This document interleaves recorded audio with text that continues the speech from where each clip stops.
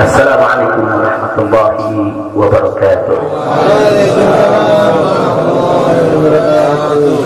Bismillah walhamdulillah wassalatu wassalamu ala rasulillah wa ala alihi wa sahbihi wa mawalah. Fi hadzal maqam asy-syarif nu'azzi jami'a ahli baitil mujahidin asy-syuhada. أعظم الله أجركم وأحسن الله عزاكم وغفر الله لأمواتكم أجمعين وكتب الله في قلوبكم صبرا جميلا آمين يا رب العالمين. Ahibba'i al-kiram, dalam kesempatan ini saya ingin menyampaikan beberapa poin penting untuk segenap keluarga para syuhada, segenap pengurus Dewan Pimpinan Pusat Front Pembela Islam, segenap laskar, aktivis dan simpatisan Front Pembela Islam, bahkan untuk seluruh rakyat dan bangsa Indonesia. Yang pertama, bahwa keterangan pers secara resmi yang sudah dikeluarkan oleh Dewan Pimpinan Pusat Front Pembela Islam tentang kronologis penembakan yang terjadi isinya adalah benar. Saya sampaikan kronologis yang sudah dibuat dan sebarluaskan oleh Dewan Pimpinan Pusat Front Pembela Islam. Saya memberikan kesaksian sebagai salah satu saksi korban yang ada dalam kejadian bahwa isi keterangan pers itu benar. Yang kedua, yang ingin saya sampaikan di sini, bahwa pada saat kejadian tidak ada satupun di antara kami, baik saya dan keluarga maupun seluruh laskar pengawal yang begitu setia, yang mengira kalau yang melakukan pengejaran, mepet, mengganggu adalah dari kepolisian. Sama sekali kami tidak pernah menduga, kami tidak pernah mengira, apalagi kami menuduh. Yang kami tahu, mereka adalah orang-orang jahat yang ingin mencelakakan kami. Dan jumlah mereka bukan 1, 2, 3 mobil. Banyak sekali mobil saling silih berganti, berupaya untuk maju ke depan, untuk bisa sampai ke mobil Habib Hanif yang persis ada di belakang saya, bahkan untuk bisa mencapai mobil saya yang ada di depan. Tapi dengan gagah luar biasa, para syuhada kita, laskar-laskar pengawal yang paling belakang ini, sudah ada 2 mobil. Luar biasa. Mereka cerdas, mereka brilian, mereka berani. Mereka dengan begitu luar biasa mengendalikan situasi dan kondisi, sehingga para penjahat tadi tidak satupun yang berhasil untuk mencapai kami.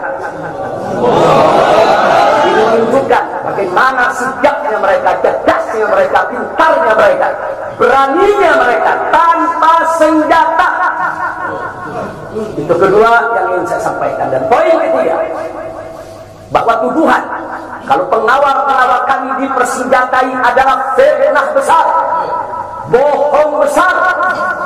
Tidak ada satupun pengawal kami yang dipersenjatai, karena kami tidak pernah mengira, sekali lagi, kalau kami akan diperlakukan seperti itu.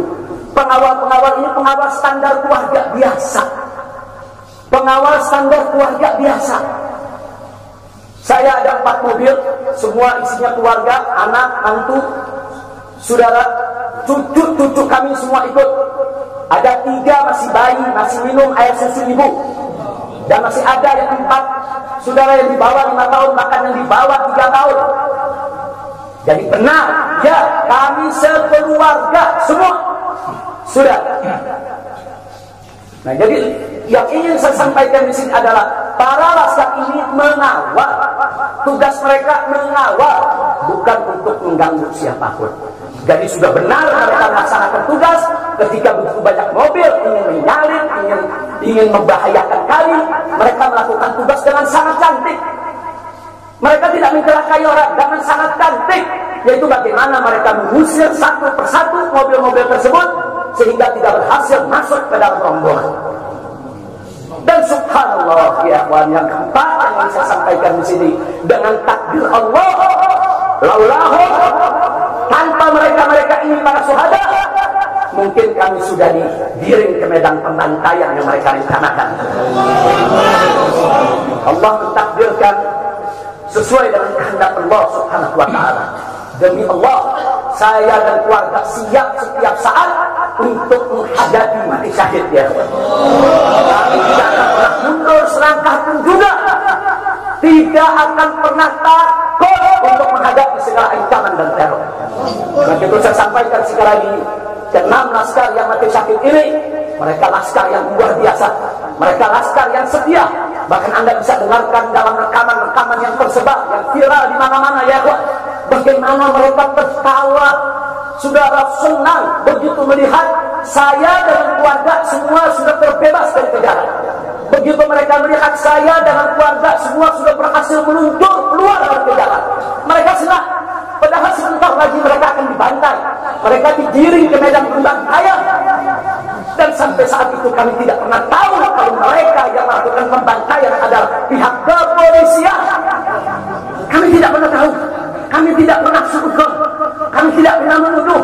Bahkan dalam keterangan pers Dewan Pimpinan Pusat Front Pembela Islam masih dicantumkan orang tidak dikenal. Karena kami tidak berani menuduh siapapun tanpa bukti, kami tidak berani menuduh siapapun tanpa saksi. Itu ajaran besar. Tidak boleh kita menuduh siapapun tanpa bukti dan saksi ya Pak. Tapi subhanallah, tak kalah dari pagi sampai siang kami kerahkan laskar-laskar Kerawang dipimpin oleh pimpinannya masuk ke setiap rumah sakit di wilayah Kerawang, masuk ke setiap kantor polisi saudara di Kerawang, menyapu bersih itu jalan tol saudara, setiap rest area didatangi semua dalam rangka untuk mencari para syuhada ini. Di mana mereka? Di mana mereka? Tapi subhanallah, akhirnya Allah buka mulut yang membantai saudara. Allah buka mulut mereka. Allah buka mulut mereka saudara. Tak bisa mereka sembunyikan saudara. Allah Maha Kuat, Allah Maha Besar, Allah Maha Kuasa. Allah buka siang itu Kapolda Metro Jaya mengakui ya Pak, kalau para penyerang, para penyergap, para penyunting saudara yang kami semula juga mereka bajingan penjahat saudara yang ingin mencelakai kami, ternyata diakui sebagai bagian daripada penyelidikan, bagian daripada penyidikan Polda Metro Jaya. Bukan kami yang menuduh, mereka yang mengaku ya Pak. Kalau mereka menutup mulut, tidak pernah mengaku, sampai kapanpun kami tidak akan pernah tahu ya Pak. Subhanallah, pertolongan Allah hanya hitungan jam saudara. Allah buka mulut mereka. Padahal bukannya kalau mereka mau tutup seumur hidup pun kami tidak bakal tahu ya Pak. Tapi Allah Maha tahu, Allah Maha berkehendak. Allah buka mulut mereka saudara, Allah buka pengakuan mereka saudara, sehingga sekarang menjadi terang benderang siapa para pelaku penjahat itu saudara. Ini poin-poin penting yang ingin saya sampaikan. Dan semalam saudara kita sudah membentuk tim untuk memeriksa secara utuh bagaimana kondisi daripada 6 jenazah syuhada kita. Saya sudah mendapatkan laporannya secara lengkap. Nanti pada saat yang tepat akan kita adakan siaran pers secara nasional, dan saya sampaikan kepada semua seluruh bangsa dan rakyat Indonesia, kami akan menempuh jalur hukum secara prosedur. Kami akan kejar siapapun yang terlibat dalam pembantaian ini. Kami tidak akan biarkan mereka tidur tenang sampai mereka lari ke lubang semut.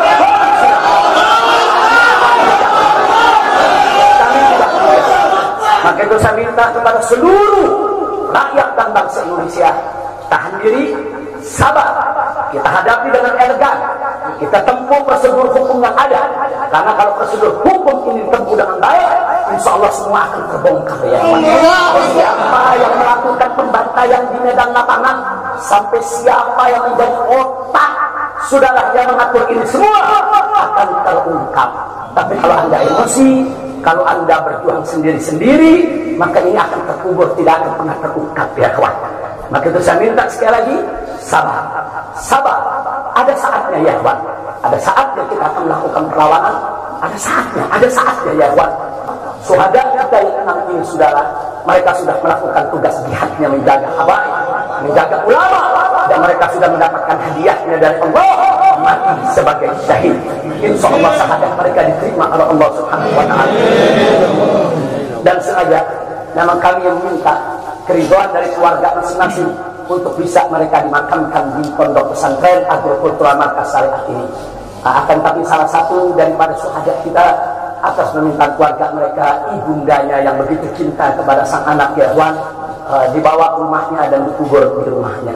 Jadi sekali lagi, mudah-mudahan semua syuhada yang 6 ini diterima oleh Allah Subhanahu wa Ta'ala. Saya tidak ingin berpanjang lebar lagi, tapi sekali lagi bahwa di PP FPI sudah berkomitmen dengan seluruh ormas-ormas Islam yang ada ya Wan. Anda bisa lihat bagaimana ormas-ormas Islam sudah memberikan pernyataan sikap dari berbagai kalangan, di mana kita kompak semua satu kata bahwa harus dibentuk tim pencari fakta independen yang melibatkan semua elemen, yang melibatkan Komnas HAM, Amnesty Internasional.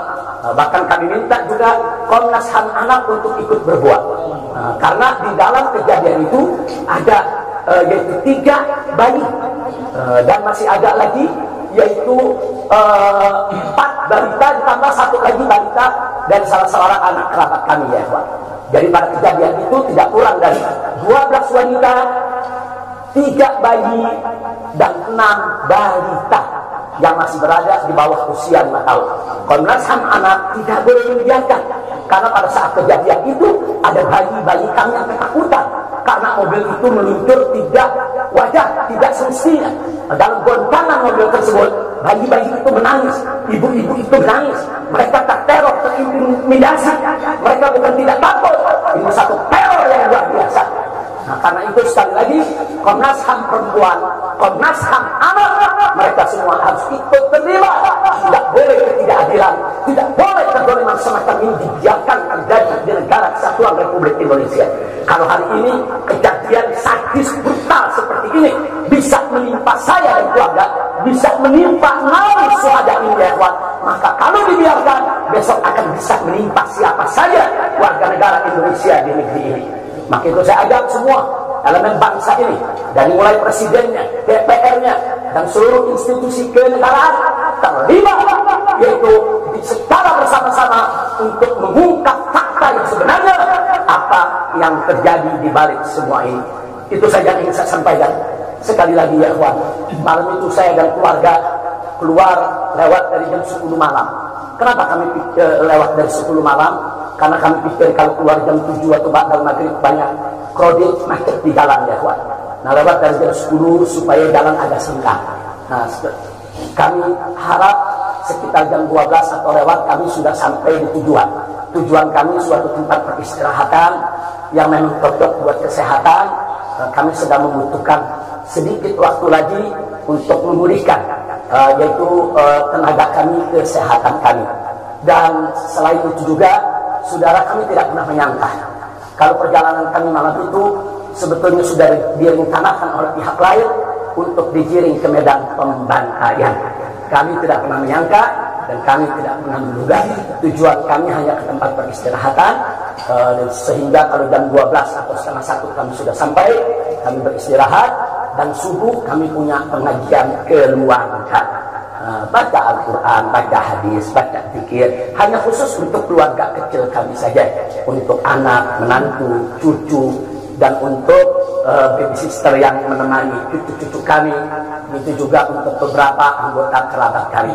Jadi kami tidak pernah menyangka acara yang sebetulnya begitu sederhana, indah, saudara, ternyata sedang digiring ke medan pembantaian. Dan subhanallah, akhirnya kami semua selamat. Berkat apa? Dengan takdir Allah, berkat perjuangan ke-6 syuhada ini. Tanpa perjuangan ke-6 syuhada ini, mungkin kami saat ini tidak bertemu Anda lagi di sini.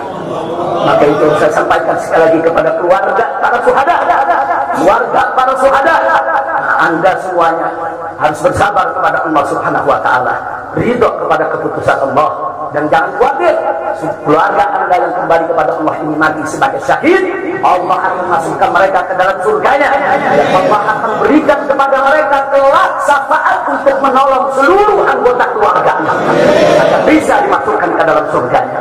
Itu saja.